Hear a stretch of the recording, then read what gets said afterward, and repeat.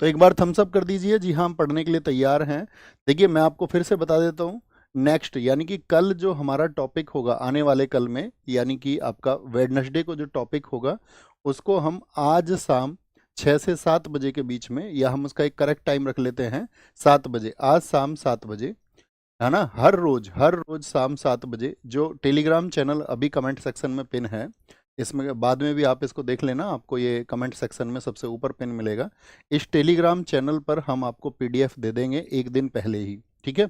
कितना, एक दिन पहले हम आपको पीडीएफ दे देंगे, और उस पीडीएफ से आप अपने नोट्स बना लेना और क्लास में चीज़ों को याद करने के लिए आना कि आपकी मेमोरी कैसे डेवलप हो सकती है। ओके, तो शुरू करेंगे।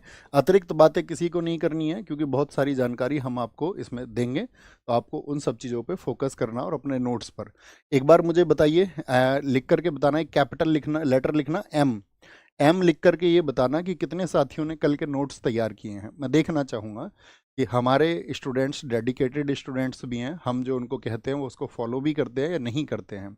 तो कितने साथी ऐसे हैं जो नोट्स बना के एकदम से तैयार हैं और जो बनाते रहेंगे, क्योंकि अभी ये 3-4 दिन आपको इशू आएगा नोट्स बनाने में, शायद आया तो, क्योंकि फिर आपका सैटरडे संडे जब आ जाएगा तो हम आपको प्री पीडीएफ दे देंगे अगले 2-3 दिन का, ताकि आप आराम से नोट्स बना चुको।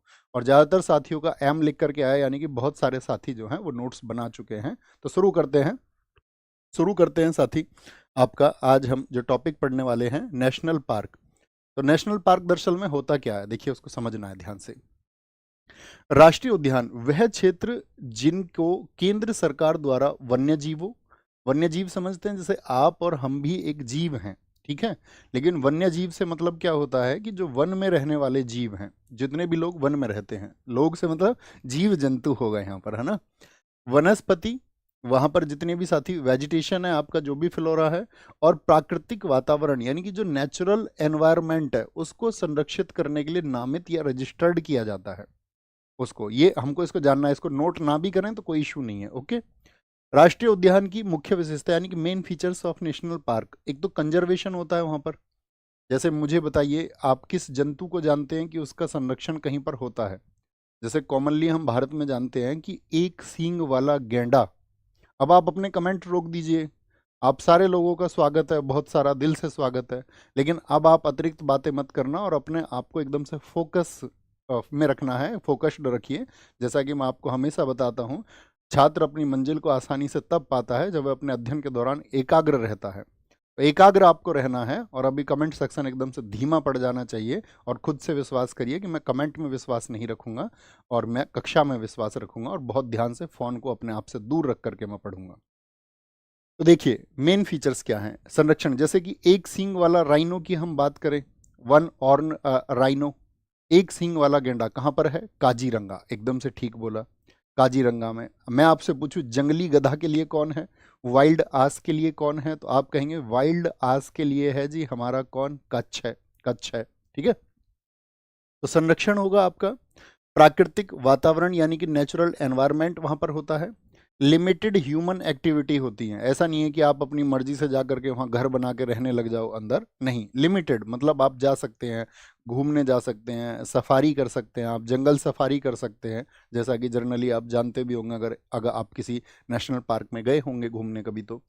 शैक्षणिक और मनोरंजन उपयोग यानी एजुकेशनल और आपका रिक्रेशनल यूज इसको बोलते हैं, यानी कि आप अपने मनोरंजन के लिए वहां जा सकते हैं, कुछ टाइम स्पेंड करने, पिकनिक के तौर पर आप वहां जा सकते हैं। ओके, तो ये क्या है, ये राष्ट्रीय उद्यान की मुख्य विशेषता है, परीक्षा में नहीं पूछी जाएंगी कभी भी, इस पर बहुत फोकस आपको नहीं करना है।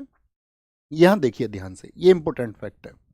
इंपॉर्टेंट फैक्ट क्या है कि 1970 तक भारत में सिर्फ कितने नेशनल पार्क थे, बताइए।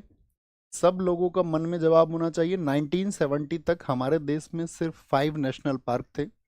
लेकिन 1972 में हम लेके आए आपका wild life protection act. Wild life protection act कब आया था, किस ईयर में, 1972 में। तो पहली चीज तो 1970 से पहले हमारे यहाँ पर 5 नेशनल पार्क थे, ये पॉइंट आपको पता होना चाहिए, लिख लीजिए।